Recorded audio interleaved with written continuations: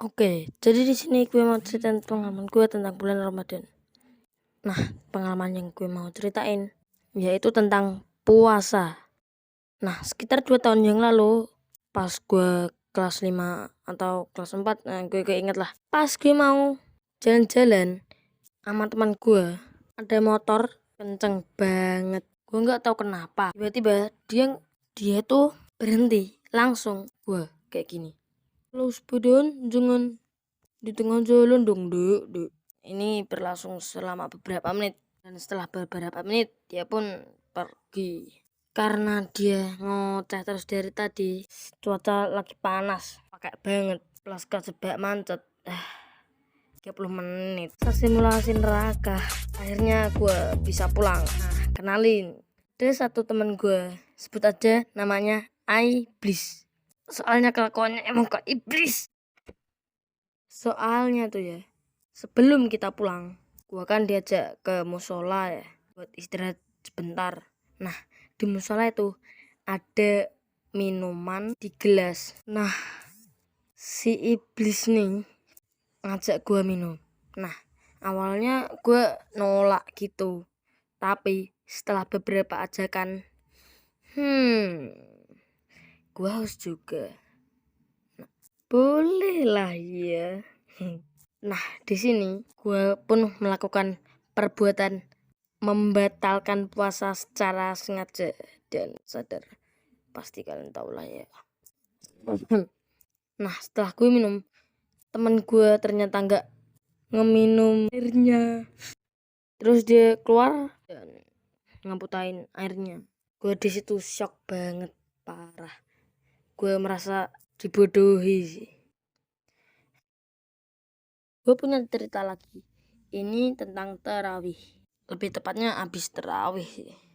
Nah, abis tarawih, gue sama teman-teman gue suka ngajak perang sarung desa sebelah. Nah, sebelum kita perang sarung sama desa sebelah, kita latihan dulu lah ya. Nah, peraturannya simple. Tadi bagi menjadi 2 tim. 2 tim ini punya 1 turret dan ada 1 penjaga atau role-nya masing-masing lah. Karena gue paling besar badannya plus paling tinggi, gue pun di depan ya karena badan gue gemuk. Mungkin teman gue di belakang perannya tuh ngejagain gue, teman di belakangnya ya kayak ngetengin sih. Kalau ada yang nyerang dia yang majuin duluan. Nah, role yang ketiga adalah role yang paling sulit antara role yang lainnya. Lu harus jaga turret, jaga depan, tengin yang belakang. Pokoknya gue nggak pernah jadi role itu sih. Nah, yang terakhir yang jagain turret. Nah, gue bingung, kata teman gue yang dijadiin role paling belakang, katanya gampang banget. Katanya tuh duduk jagain turret, kalau ada yang nyerang tinggal serang, udah gitu doang. Tapi gue pernah sekali buat jaga turret, karena gue gak lincah, gue diserangin terus dan kalah beberapa kali.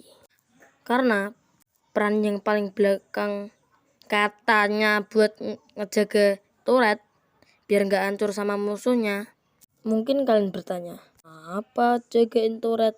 Nah, aturan keduanya yaitu kalau musuh mukul turret kita tanpa ada yang nyentuh turret kita sendiri, musuh itu bisa menang. Nah, tapi kalau ada salah satu orang dari tim kita yang nyentuh turretnya, mau 1000 kali, juta kali dia mukulin turret kita, dia nggak akan bisa menang. Nah, sesudah latihan, gue pun diajak sama temen gue ke tempat perang sarungnya. Tempatnya tuh kayak di sawah gitu sih, tapi cuma di pinggiran doang. Nah, karena kita perangnya di sawah, entah kenapa di tempat gue banyak airnya plus becek, tapi di tempat musuh nggak ada air setetes pun. Nah, sebelum kita perang, kita buat kesepakatan kalau nggak boleh nyerang kepala, area kemaluan plus dada bagian kanan. Gue gak tahu kenapa dada bagian kanan. Ya gitulah. Setelah dimulai, seperti biasa, gue di bagian depan. Nah, gue nggak nyadar karena tempatnya sedikit gelap mungkin. Kalau musuhnya itu yang paling depan ternyata pendek banget, sekitar 130 cm lah. Nah, yang di belakang ternyata nggak logis banget sih. Musuhnya ternyata yang di belakang bocah umur 13 tahun dari desa sebelah ke belakang semua buat ngejagain turretnya. Dan lo tahu apa? Gue ternyata nggak tahu kalau nggak ada yang backup gue dari belakang. Soalnya kita kalah jumlah.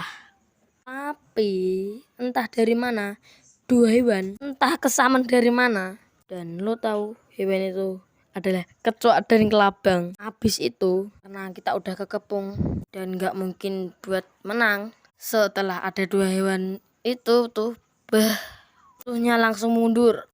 Ada 2 orang yang kabur sih.